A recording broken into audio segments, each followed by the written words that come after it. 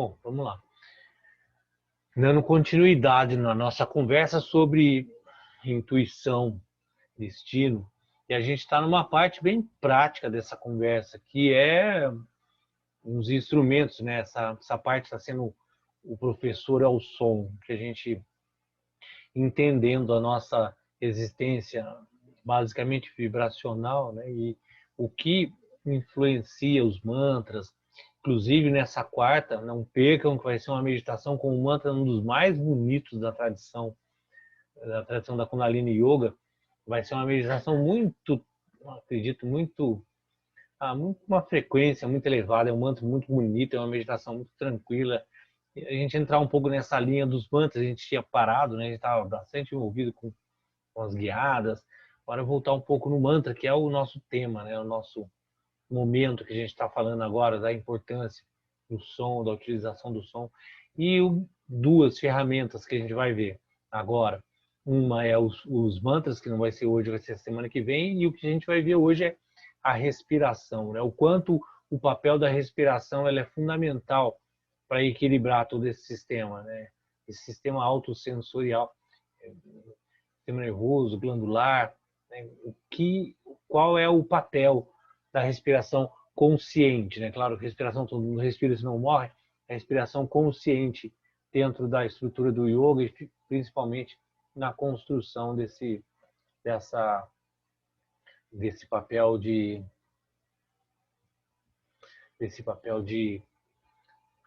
dar suporte para esse ser autossensorial. Bom, vamos lá. Como sempre, eu vou colocar o slide, tá? E aí a gente vai falando um pouco. Se tiver alguma pergunta, vocês fiquem à vontade. Então, a gente vai falar um pouquinho sobre respiração consciente. Respiração consciente no yoga é pranayama. Pranayama, eu já falei algumas vezes, né? É o refino da prática do yoga. Se a gente colocar o yoga nos caminhos, né? A gente tem as estruturas básicas disciplinar no nosso entorno individual. Então eu falei isso bastante na live hoje. Depois a gente vai ter os asanas que preparam o nosso corpo e o pranayama prepara a nossa mente, para que a gente consiga controlar o nosso sentido, que é chamado de pratyahara, e entrar no estado de samyama, que é capacidade de concentração, esse fluxo constante de concentração que é meditação, conseguir a capacidade do conhecimento, né, samadhi, da compreensão correta. E o ponto quase que de limite do mais fino da prática do yoga é a respiração consciente, que é chamada de pranayama. Então, quais são os padrões de respiração, basicamente, que nos dá qualidade de vida, que dá essa base? Ela vai atuar na parte física, na respiração. Ela leva o estresse muscular, ela é o canal de distribuição de energia para o corpo inteiro. Então, grande parte das nossas doenças são desequilíbrios dentro desse sistema que é chamado de pranamaya kosha, né? Kosha são invólucros. O yoga, não sei se eu já comentei isso, mas muito rapidamente, não é o assunto, o yoga ele entende a nossa existência em dimensões. A gente, no ano passado, estudou os 10 corpos, que é basicamente isso, são 10 dimensões, mas fundamentalmente são 5 bases, que é o corpo do físico, né, chamado de Ana Maya Kosha, o corpo de alimento, alimento, Maya nesse caso na ilusão é feito de, então corpo feito de alimento. Prana Maya Kosha é o corpo de energia, que distribui todo esse funcionamento mais sutil da nossa existência. E o que carrega esse corpo, essa energia vital, que é chamada de prana, é a respiração. Isso funcionando corretamente é saúde, né? Basicamente, a nossa saúde é a harmonia funcional do nosso corpo. Na parte emocional, que é um dos aspectos fundamentais do que a gente vai conversar bastante hoje, é a respiração trabalhando diretamente no equilíbrio mental. Cada tipo de respiração, cada controle respiratório vai atuar de uma forma na nossa mente diferente. Então, essa flexibilidade, né, geral da nossa emocional, ela é conduzida pela nossa respiração. A vitalidade, né, porque prana é energia vital, é aquilo que faz a gente existir, está diretamente correlacionado à respiração. Claro que prana não é só respiração, é alimento, tudo que nos traz essa energia, mas respiração é um dos aspectos fundamentais. E essa conexão. No fundo, tudo que a gente busca na nossa existência, essa autorrealização, é a gente voltar a se conectar a esse organismo que é o universo no qual a gente se desprendeu. No momento que a gente existe com essa percepção egóica, individual, né, criado pela mente, a gente se desconecta desse organismo imenso, né? E aí a ideia é que a gente se religue, né, o princípio de religião, a gente se religue a essa existência, né, entre no tal, né, no fluxo, e experiencie essa existência de forma, né, fluida. E essa é a grande busca humana, né? Quando a gente fala de Dharma, a gente falou bastante de Dharma também no ano passado. O que é os Vedas, né, que é o conhecimento onde deriva o Yoga, basicamente se fundamenta em dois níveis, né? Um primário, que é reconectar o ser humano ao seu Dharma, quer dizer, botar o ser humano no fluxo, reintegrar o ser humano ao organismo no qual ele se vê desconectado, né? Esse é o primeiro passo de todo o conhecimento védico. E o segundo é reconectar a existência mais sutil, né, que é colocado o absoluto, né? Compreender que toda a existência da consciência do universo é conhecido como Brahman, essa existência total, né? Se reconectar no seu sentido de consciência. No final, né, o primeiro passo é o ser humano entender a sua própria existência. É a grande pergunta, né? O que eu estou fazendo aqui? Né? Então, o princípio respiratório, ele nos dá força, ele nos dá profundidade mental, ele nos dá a capacidade de desenvolver, que é chamado no yoga de viveka, discernimento, a capacidade de observação sem apego. Né? Toda essa estrutura que busca o yoga de equanimidade, ela vai ser pautada na respiração. Então, hoje, a gente vai falar do tema assim, que é...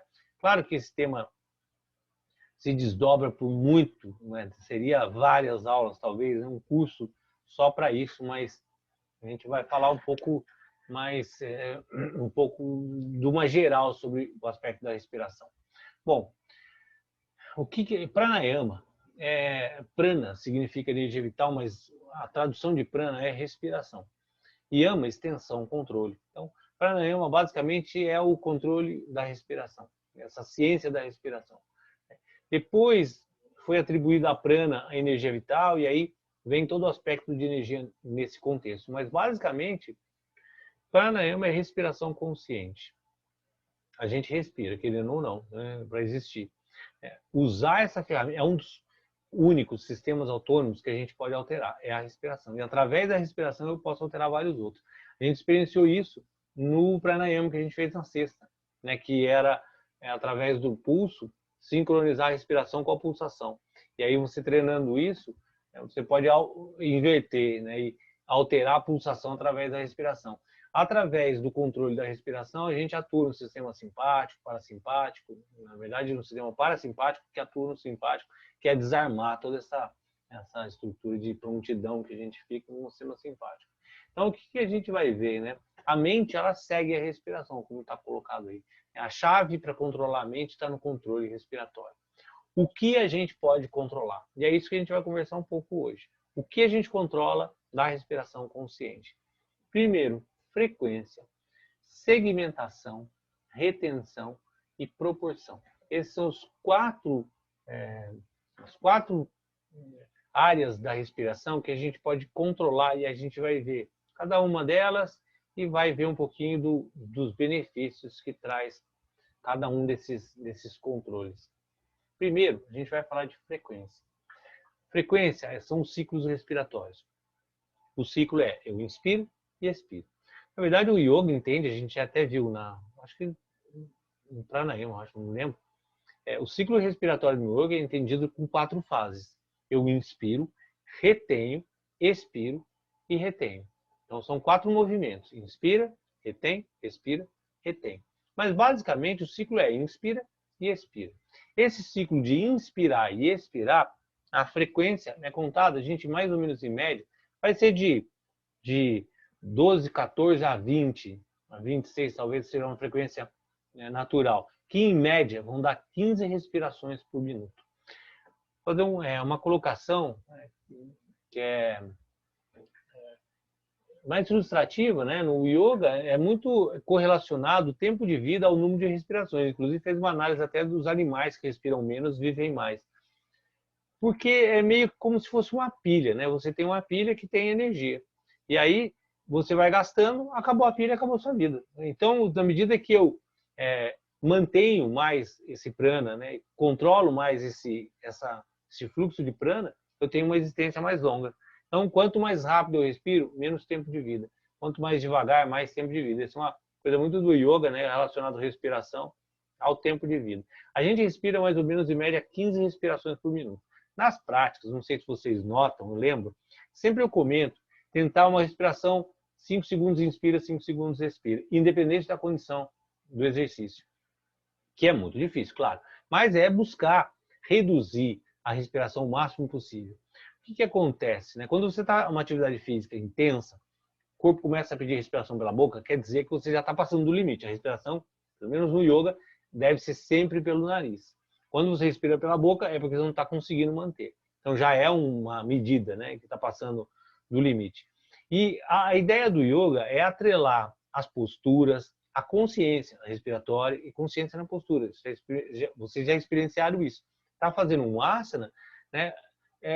Toda a consciência, da ponta do dedo à ponta do pé, o corpo inteiro, a mente, tudo está envolvido nas posturas. Independente se é um vinyasa, se é fluxo, se é mais rápido, se é mais intenso, se é força, não importa o tipo de postura que está sendo desenvolvido, mas existe um envolvimento da mente com a postura.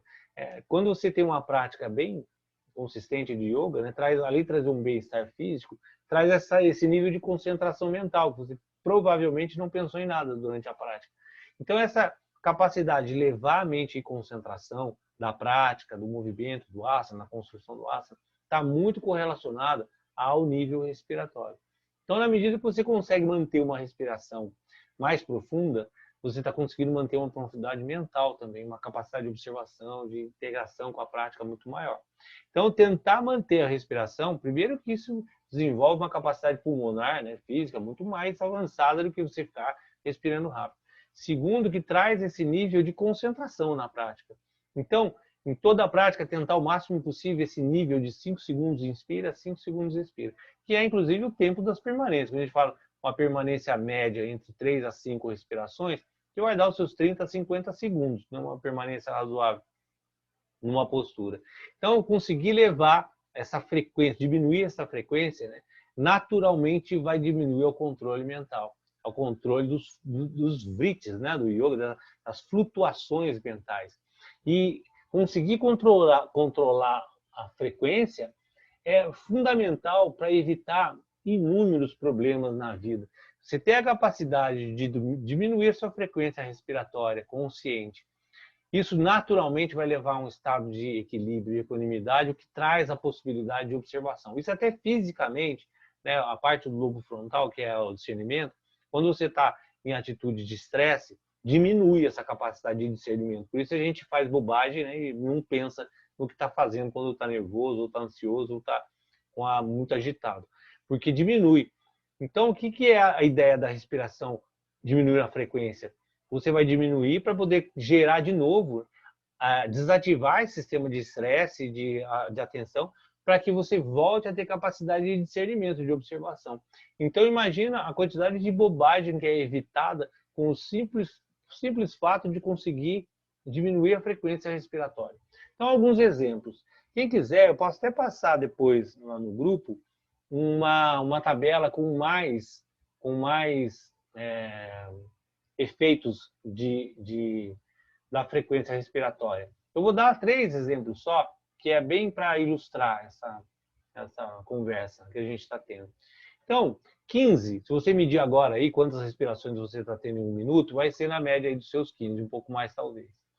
Se você conseguir reduzir para 8, inspira e expira, 8 vezes em 1 minuto, já traz um nível de relaxamento, já libera o estresse, já aumenta o foco mental e estimula o processo de cura. Cura é organismo estável e harmônico. Quando eu estou com o meu organismo funcionando de forma harmônica, eu desenvolvo o poder de cura.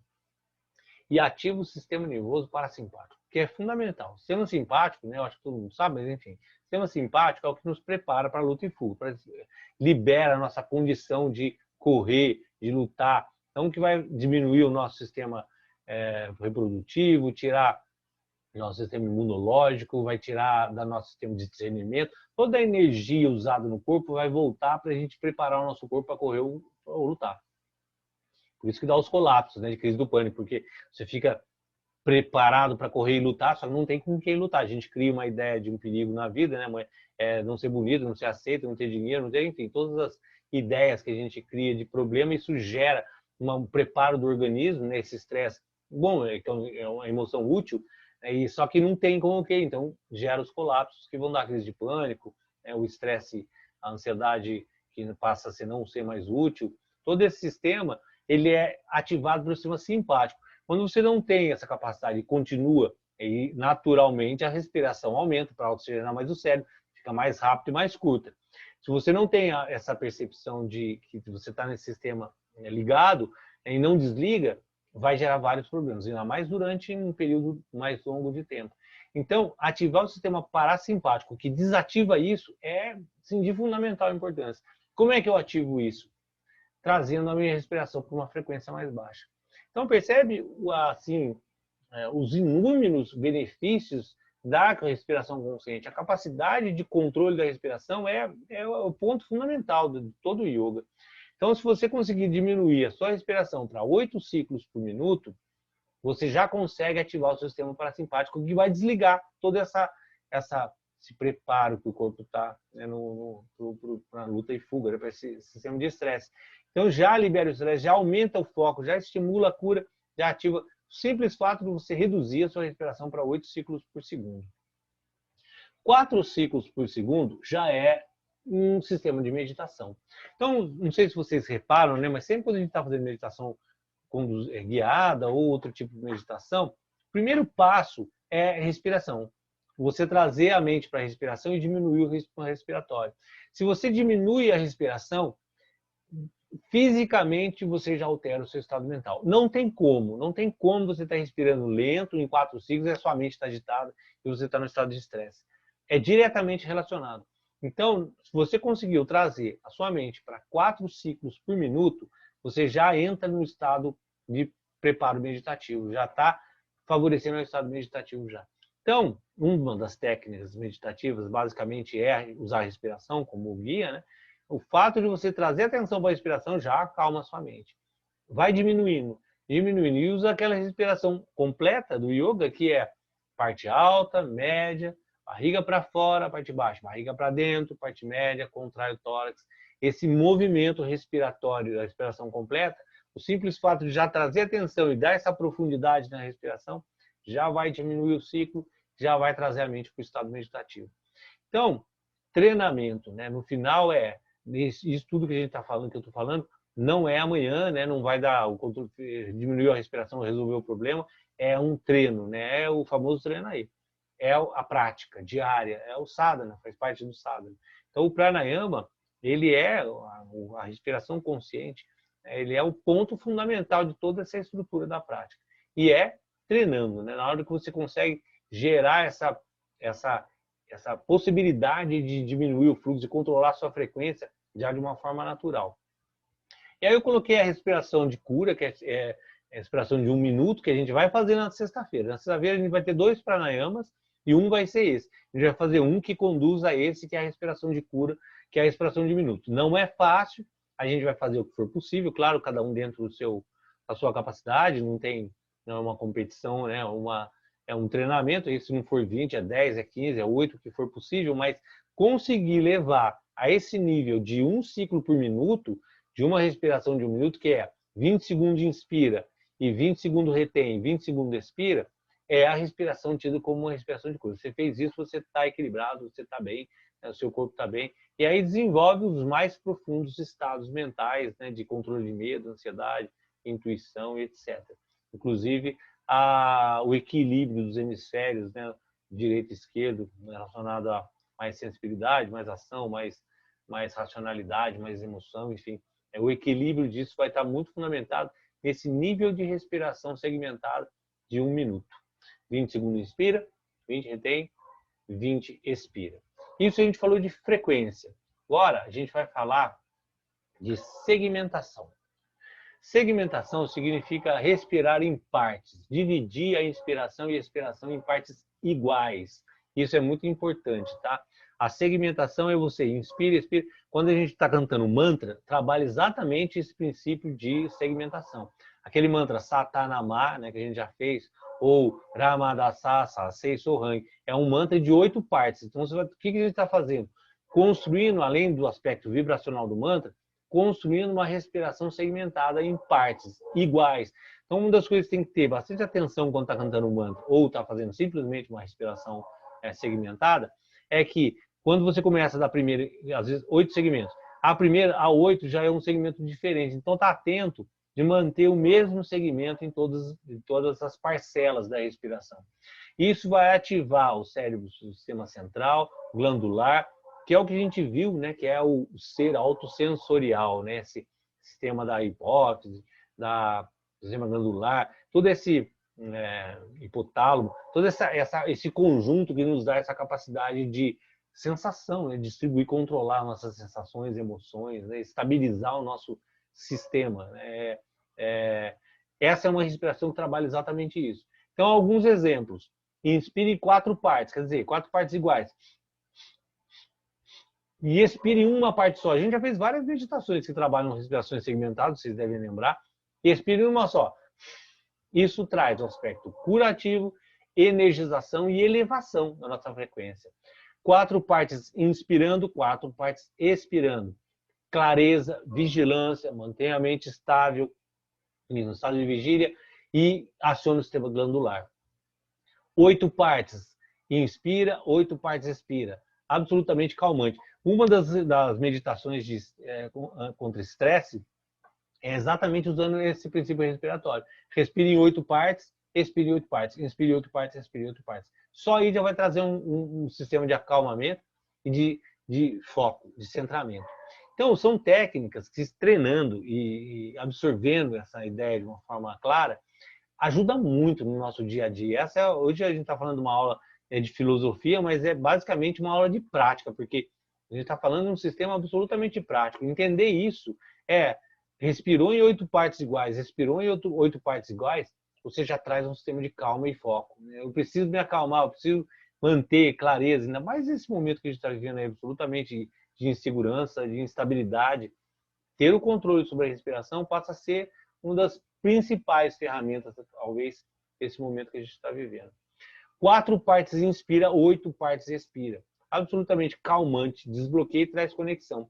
Não sei se vocês lembram, no pranayama, se eu não me engano, de sexta-feira, a gente tinha uma respiração e uma expiração, no qual, até eu comentei isso, né, que a expiração é mais difícil de manter que a inspiração, porque a inspiração ela é mais rápida e a expiração é mais lenta. Justamente quando você está expirando, trabalha esse aspecto de calma, de desbloqueio, de conexão. Então, inspire em 4 partes e expire em 8, você está trabalhando absolutamente esse aspecto, quando fala de conexão, né, esse aspecto de pertencimento, né, de estar no fluxo, né, de entrega. E no yoga, né, na tradição védica, né, o aspecto os caminhos que nos levam à autorrealização, basicamente se dividem em 2. Um é chamado de Jnana Yoga, que é o caminho do conhecimento, que é através da estrutura mental, né, alcançar a nossa capacidade de elevação através do pensamento, de todo o movimento mental, do conhecimento em si, que se divide em 2, né, o conhecimento que a gente adquire e especula, o conhecimento que está por trás disso, que é chamado conhecimento superior paraguiana. E o segundo caminho, que é chamado de Bhakti Yoga. Bhakti é o caminho de entrega, é o caminho de reverência, é o caminho de conexão, né? É o caminho que é de profunda reintegração. Né? Então, são basicamente dois aspectos, né, védicos que nos levam à autorrealização. O caminho de Jnana Yoga e o caminho de Bhakti, o caminho da entrega, de devoção, ou em algumas traduções, é o caminho de conexão, né? Eu vou fazer uma pequena pausa aqui, que depois a gente vai ter 2 outros aspectos de controle, né? Que a gente vai ver proporção e retenção. Então, se alguém tiver alguma colocação, alguma dúvida, fica à vontade, gente, para fazer alguma pergunta. Tá tranquilo aí? Pode ficar à vontade.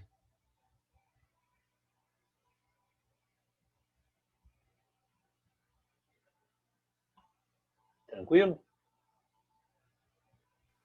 Tranquilo, Danilo. Tá, então vamos lá. Eu vou seguir com essa segunda parte que a gente vai falar agora de proporção e retenção. Então vamos lá.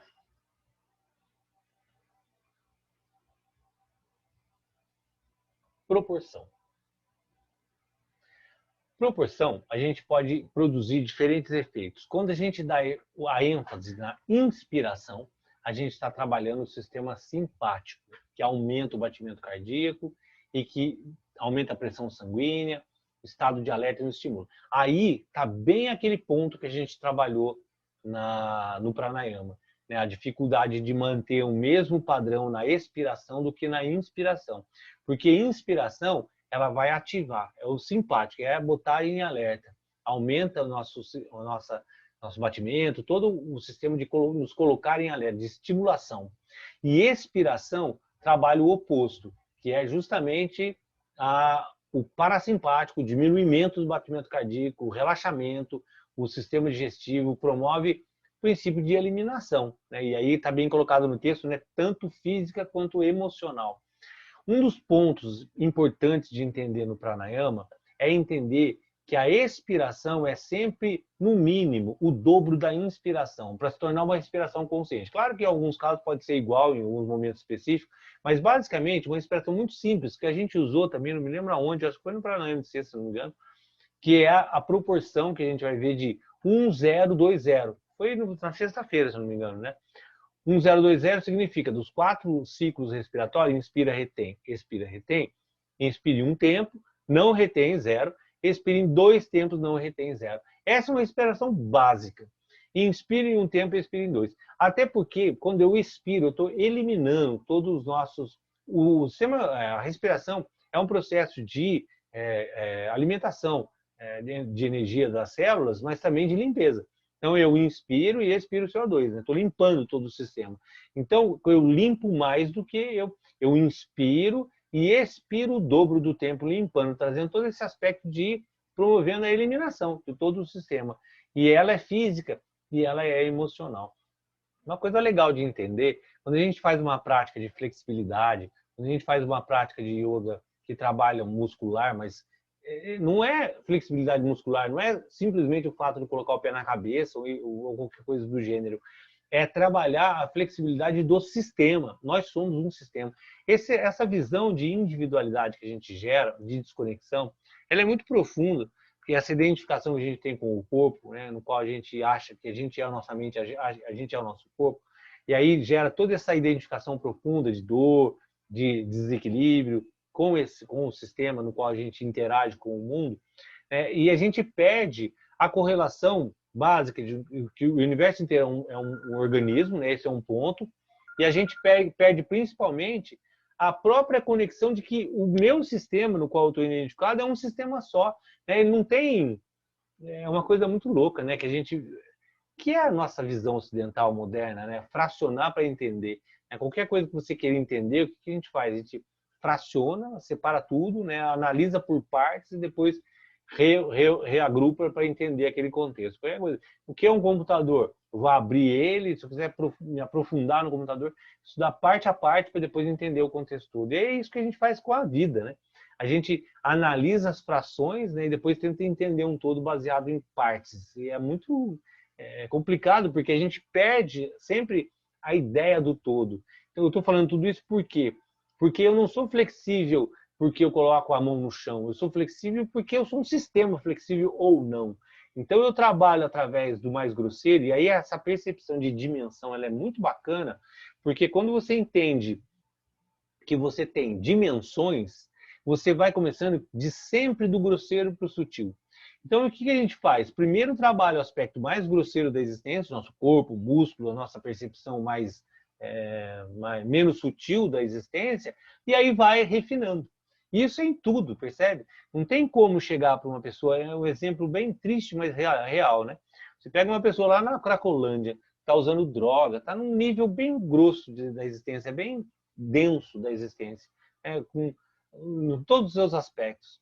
E aí você chega para ele e fala uma poesia. Pode ser que até ele tenha a sensibilidade de entender, mas dificilmente ele vai conseguir se aprofundar num aspecto mais sutil da existência sendo que ele não conseguiu resolver o aspecto mais grosseiro da existência dele.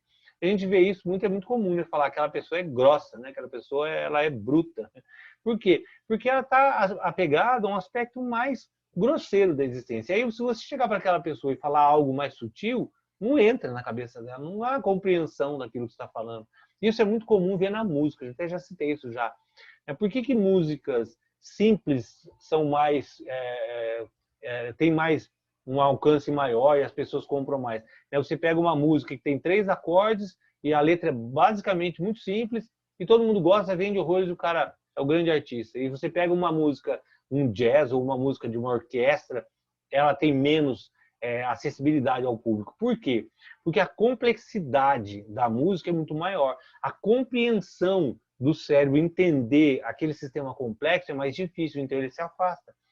Na medida que você vai escutando música, se dedicando à música, você vai refinando a sua capacidade de compreensão daquela linguagem, porque música é uma linguagem, e aí você vai adquirindo a capacidade de compreensão mais sutis e mais complexas. Então, tudo na vida tem que começar do grosseiro para o sutil. Estou falando isso por quê? Né? Porque quando você está trabalhando algum sistema, né, de emocional, como a gente está falando de respiração, o que eu tenho que fazer primeiro? Primeiro eu tenho que soltar o meu sistema mais grosseiro. E por isso o yoga começa trabalhando com flexibilidade, com alguns aspectos dos asanas, das posturas, no qual eu preciso primeiro refinar a minha existência. Quando o Shri Atman fala, eu já falei isso várias vezes, né? A vida é purificação. Eu preciso ir aos poucos purificando todo o meu sistema, limpando o meu sistema, para que eu consiga ir refinando a minha percepção, a minha visão do mundo seja mais refinada, mais profunda. Mente equânime significa tudo isso harmonizado, meu sistema funcionando de uma forma estável. E aí eu consigo ver as coisas de forma objetiva, clara, sem viagens, sem concepções mentais. Bom, então, como eu trabalho na proporção, dando ênfase na inspiração, eu tenho um sistema mais de alerta, de estímulo. Dando ênfase na expiração, eu trago um sistema mais de calma. As proporções funcionam da seguinte forma.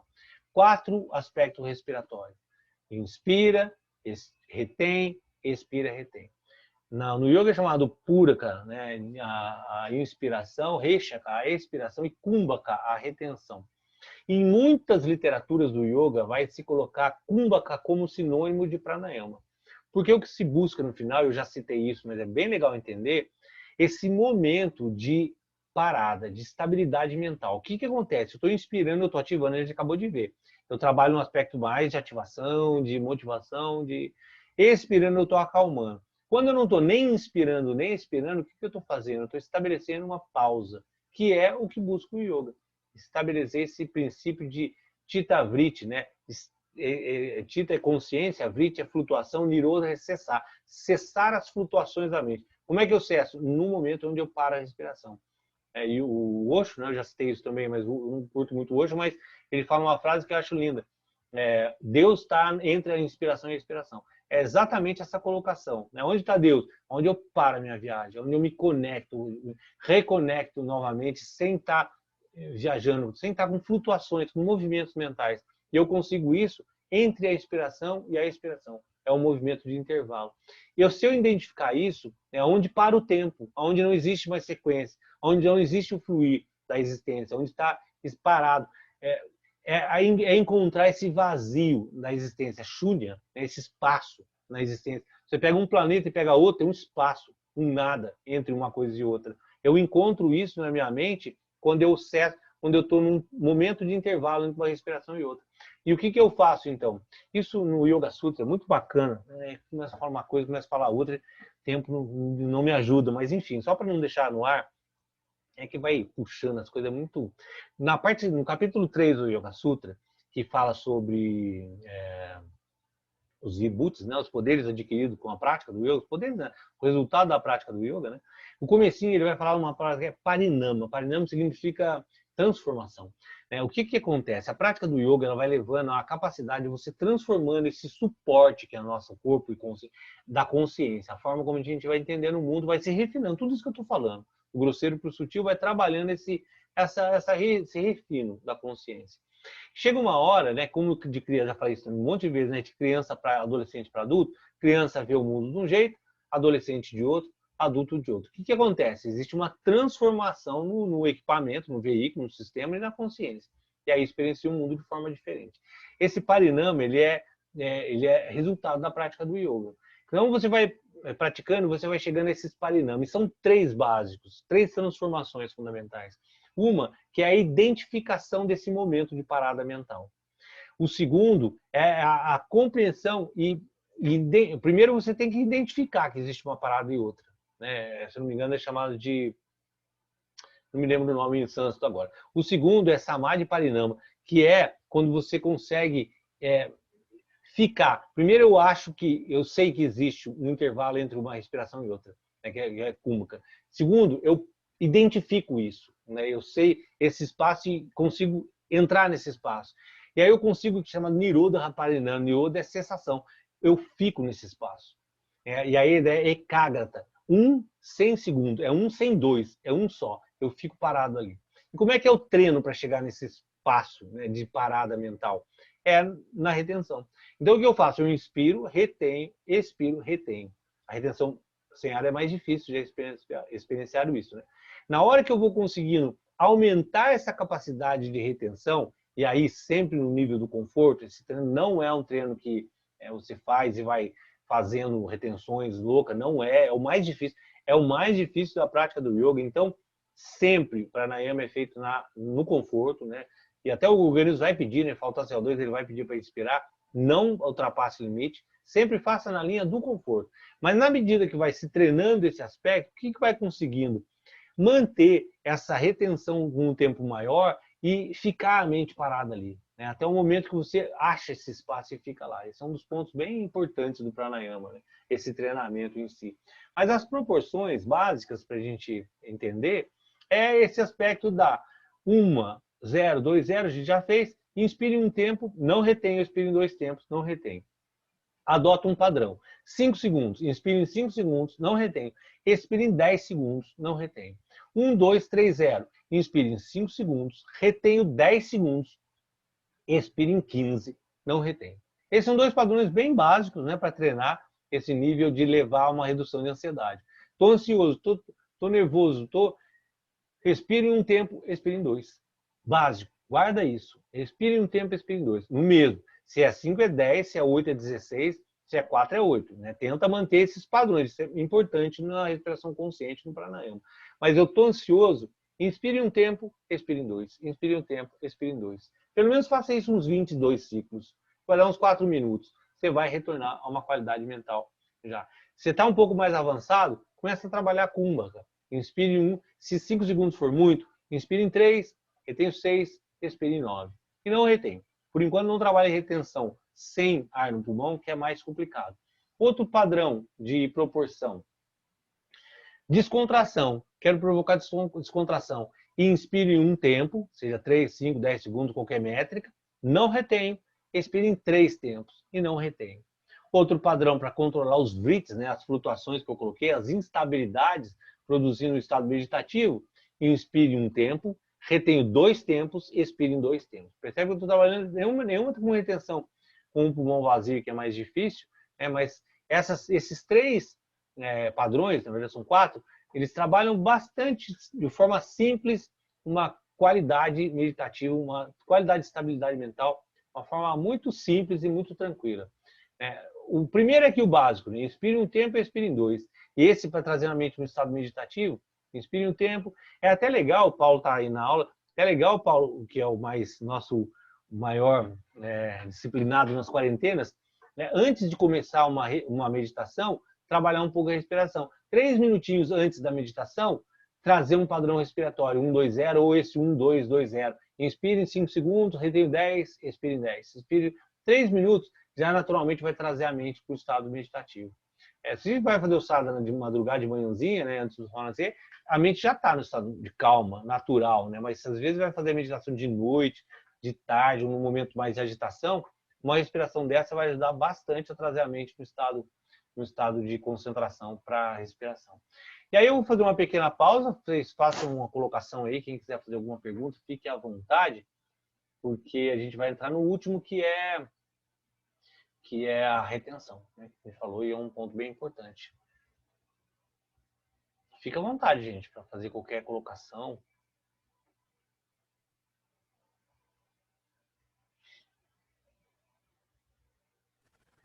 Danilo, a gente estabelece o ciclo, né?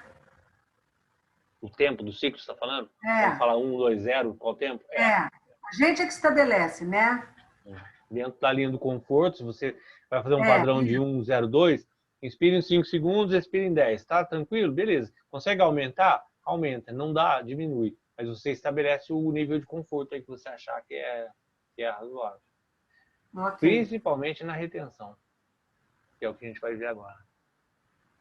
obrigada. Tranquilo? Pode seguir então? Vamos lá. Ok.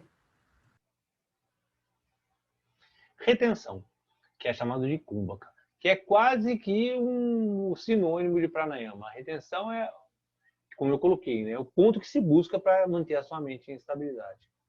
Então, o texto, né, em todas as práticas onde a retenção é suspensa com ar dentro ou fora, o objetivo é a mudança da atividade metabólica, equilíbrio do sistema nervoso e emocional. A retenção é o ponto alto da prática, tá? E, de novo, sempre lembrando,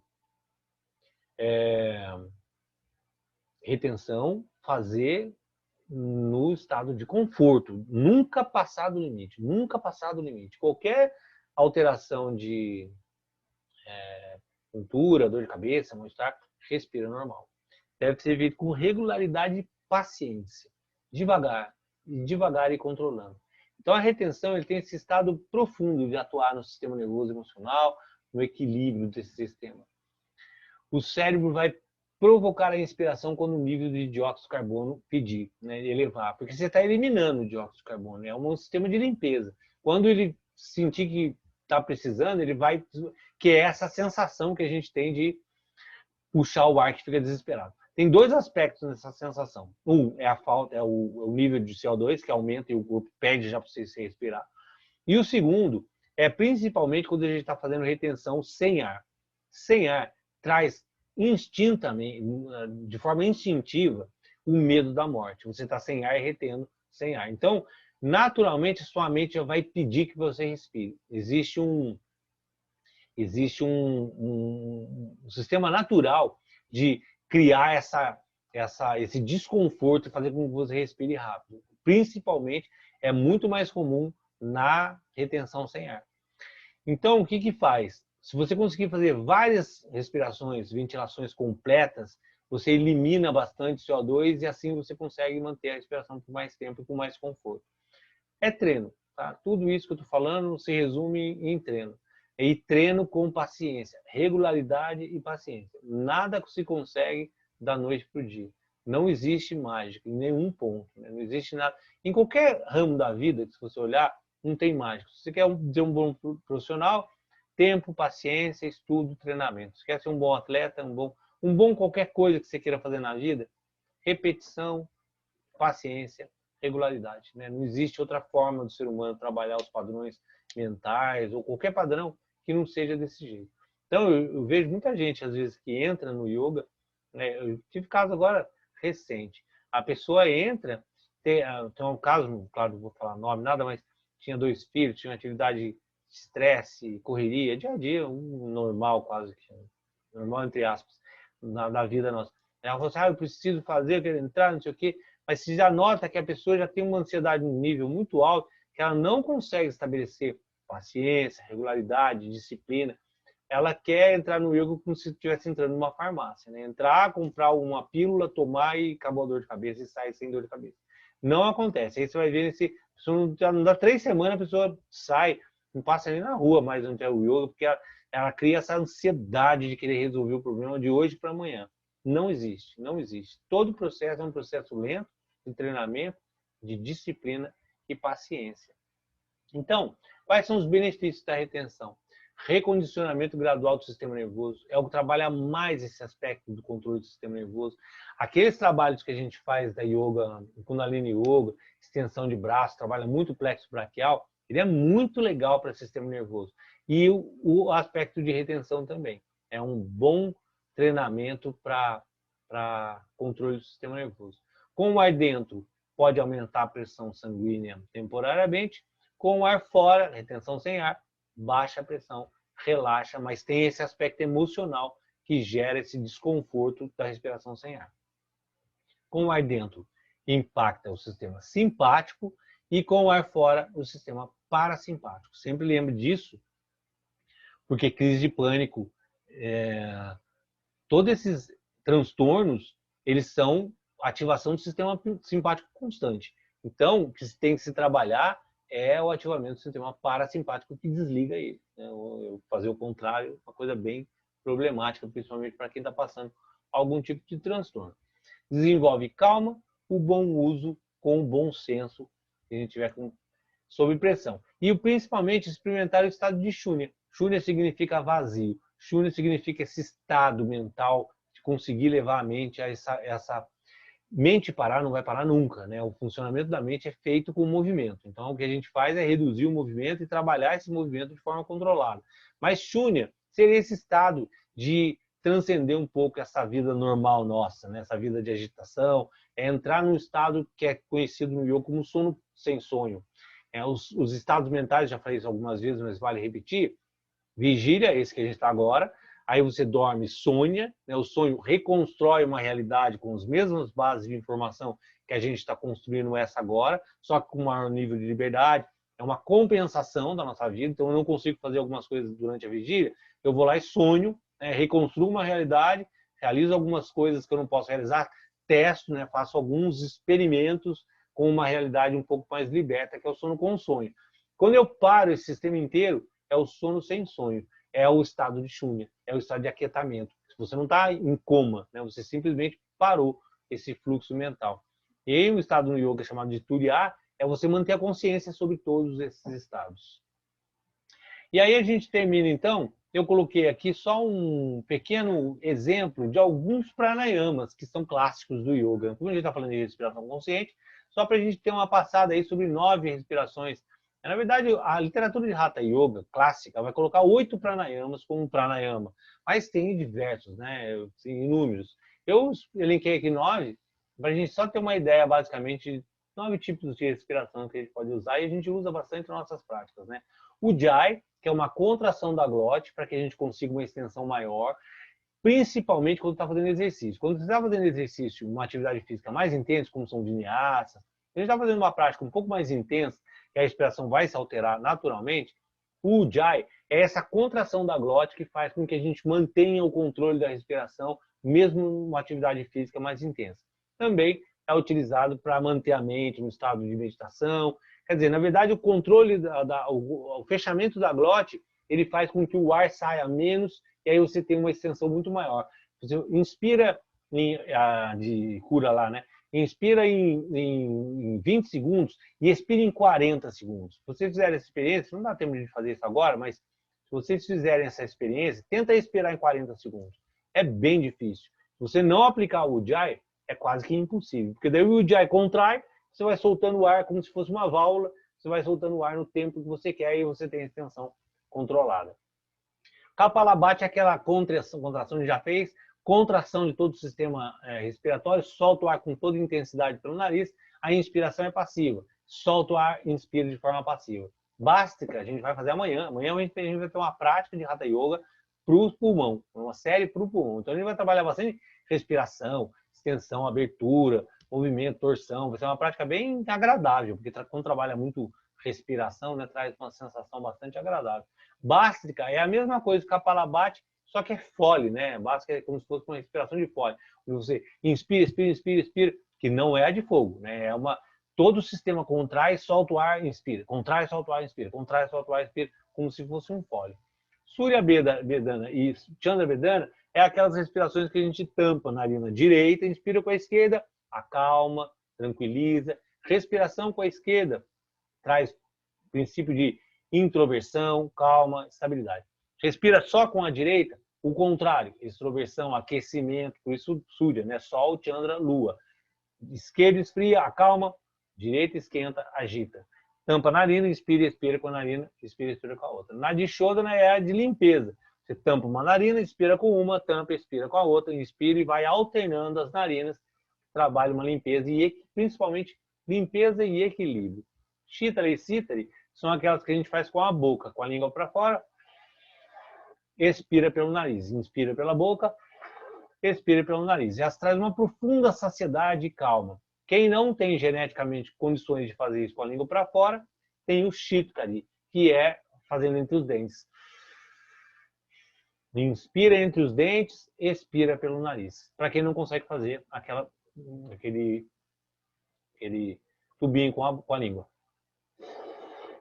Brahmari, a gente já fez também algumas vezes, que é tampar esse mudra, né, que algumas tradições chamam de yoni, tem outros nomes, tampar a articulação das orelhas, o indicador vai na pálpebra, o dedo médio vem nas narinas, o dedo anelar e mínimo no lábio superior e inferior, tampa todos, isso é tido como um mudra de pratyahara, você está fechando os sentidos, e aí imita uma abelha, faz inspira e expira, vibrando, e essa vibração na caixa torácica, a caixa craniana, traz um profundo acalmamento. Isso é muito bom para dor de cabeça, para trazer um aspecto de calma muito rápido, concentração. Você inspira e expira vibrando, inspira e expira vibrando. Brahmari significa abelha, seria como se estivesse imitando uma abelha. E a respiração de fogo, que trabalha o centro de energia, que é o ponto do umbigo, que é aquela respiração 3 dedos abaixo do umbigo. A gente faz isso direto, né, principalmente na prática de Kundalini Yoga e meditação. 3 dedos abaixo do umbigo, para dentro e para cima, soltando o ar pelo nariz. Tentando não movimentar a parte superior do abdômen, fazendo esse movimento de ir para dentro e para cima, expirando, trazendo a barriga para dentro. Que a respiração vai trazer um aquecimento, trabalha o sistema digestivo, trabalha a clareza mental, uma respiração bem importante. A gente usa bastante essas respirações. Amanhã a gente vai usar, se eu não me engano, a respiração de fogo, básica, não me lembro qual, mas vai usar umas 2 respirações aí na prática de amanhã. Então a gente termina aqui a nossa conversa sobre respiração consciente. E aí a semana que vem a gente vai falar agora de mantra, porque mantra vai ser o caminho sequente disso, né? Usar, na hora que você entoa mantras com 8 tempos, com 4 tempos, a gente está trabalhando os dois juntos, a vibração junto com a respiração. É isso, gente, que a gente tinha para falar hoje. Fiquem à vontade para perguntar, para qualquer dúvida. Foi uma passada muito rápida aí pelos pranayamas, né? Até porque não era a intenção de falar sobre especificamente as técnicas, mas só para a gente ter uma noção sobre elas. Se alguém quiser alguma dúvida, alguma colocação, fique à vontade.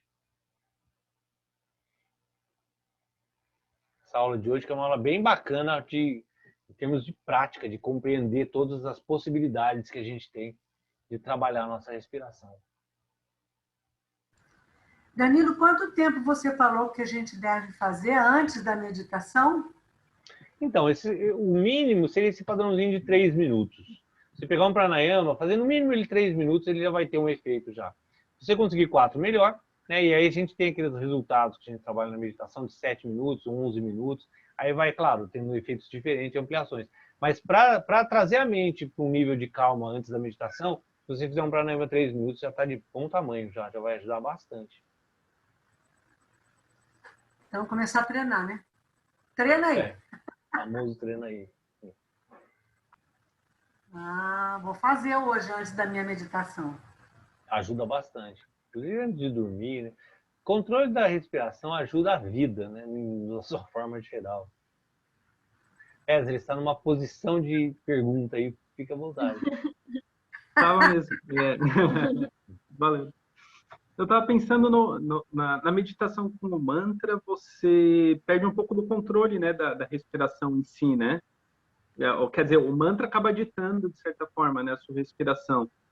Existe uma forma de meditação na qual você tem que conciliar os dois de alguma forma diferente? Interessante. A pergunta que você fez é interessante, porque quando você trabalha esses mantras que estão com segmentação de respiração junto com o mantra, ele necessariamente vai trazer esse sincronismo. Não traz porque a gente não está treinado o suficiente para fazer. Então, o que tem que fazer é treinamento. Quando você está fazendo aquele inspira, aquele mantra de cura, eu até vou fazer de novo, passando esse que a gente vai fazer essa semana, que é uma meditação de cura. O mantra é Ramadasa Sasei So Hang. Não sei se vocês já fizeram, uma meditação que a gente já deve ter feito, que é bem tradicional, e é uma meditação tida de cura. Qual é o princípio? Você inspira, E expira. Ramadasasaseisohan. Puxa a barriga para dentro. Então a gente está trabalhando o ponto do umbigo, a respiração em 8 segmentos, e inspira em um segmento e expira em 8. Então o que acontece? Você vai ter, aí eu vou pôr a gravação, naturalmente você vai ter que sincronizar. Inspira. Ramadasasaseisohan. Inspira. Ramadasa. Então esse é um exemplo bem típico onde você associa mantra com respiração segmentada e tem um sincronismo perfeito dos dois. Você está trabalhando os dois juntos, mantra e respiração. Agora, quando tem alguns mantras um pouco mais complexos, que exige, né, um pouco mais de conhecimento do mantra, aí acontece isso que você falou. Dá um desincronismo entre respiração e mantra. Mas se você tiver um treinamento bem... um condicionamento bem feito, você vai perceber que o mantra ele tem um ritmo preciso.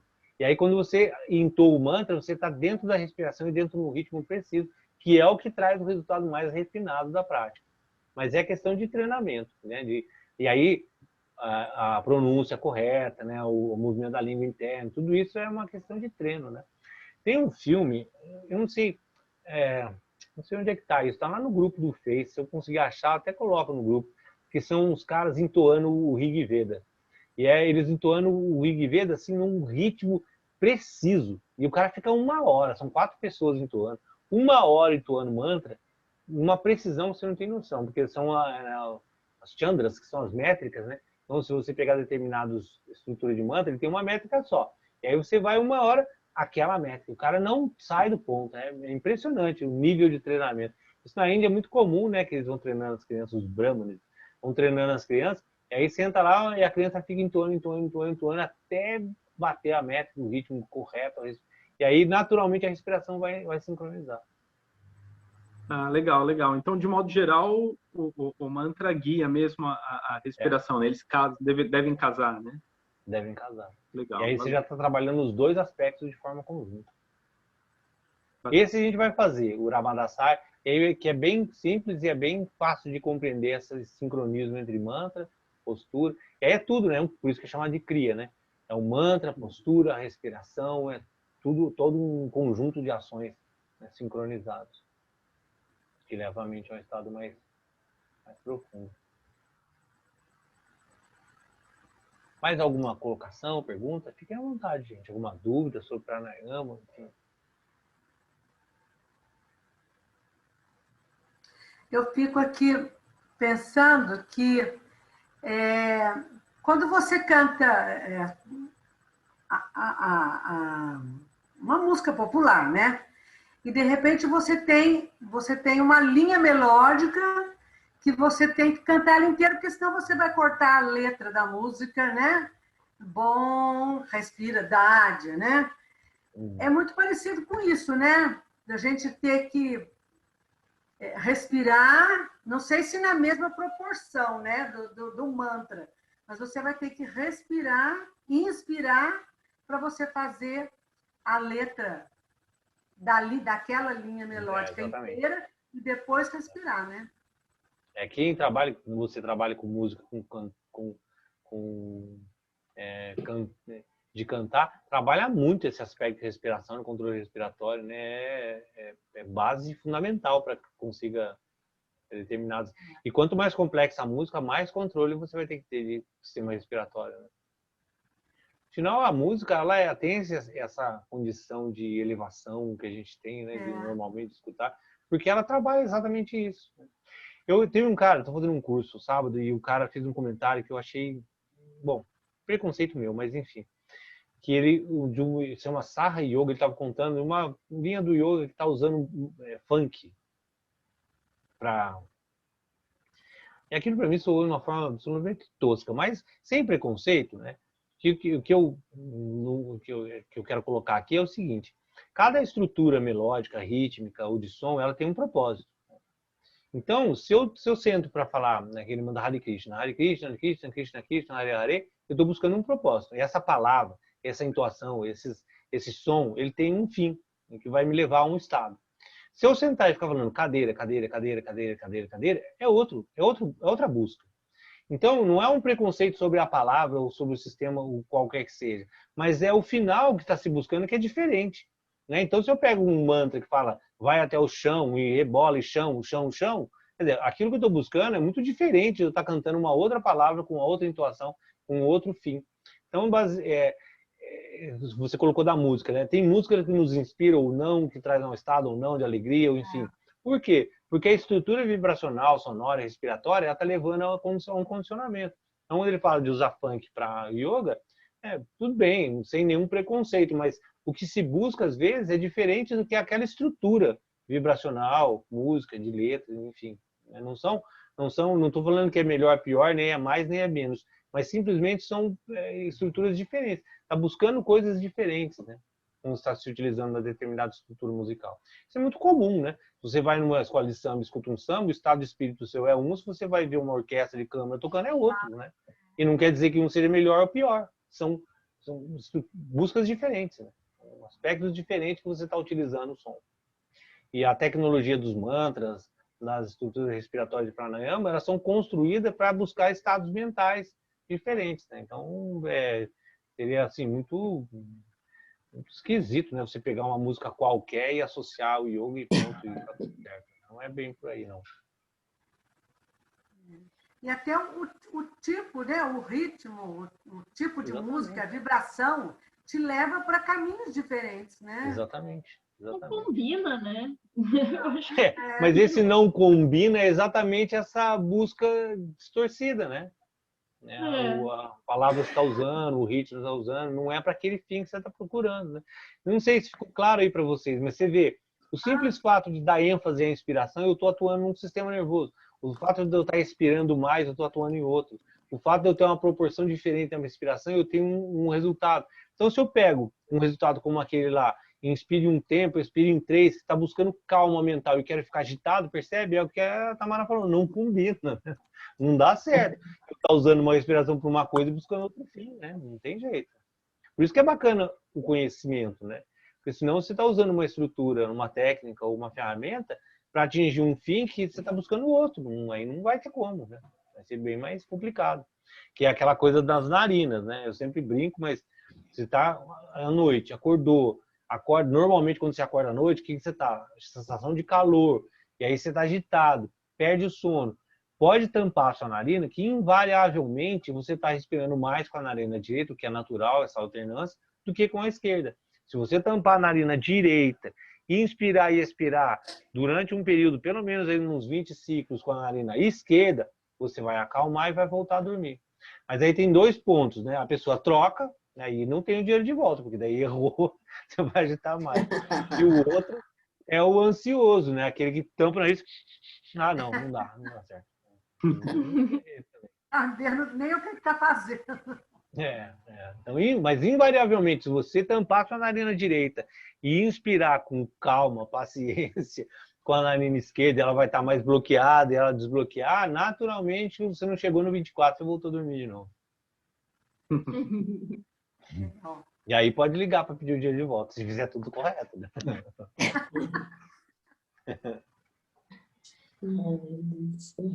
Ai. Gente, é isso. Muito bom. Se alguém tiver mais alguma coisa, Muito bom. à vontade. Mas hoje a gente conversou mais um aspecto bem prático da coisa. E a semana que vem também, né? A gente vai falar de mantra, mas com uma só visão bem mais prática do funcionamento dos mantras. Tranquilo, gente? Maravilha. Amanhã a gente tem de manhã prática de Hatha Yoga. Na terça, nossas Kundalini, meditação. E começando mais uma semana, como bem lembrado, já terminando o primeiro trimestre. Gente, um bom descanso para vocês. Uma boa noite. Obrigado. Obrigada. Boa noite a todos. Gente, boa noite para vocês. Tchau, tchau. Até amanhã. Muito obrigada. Até amanhã.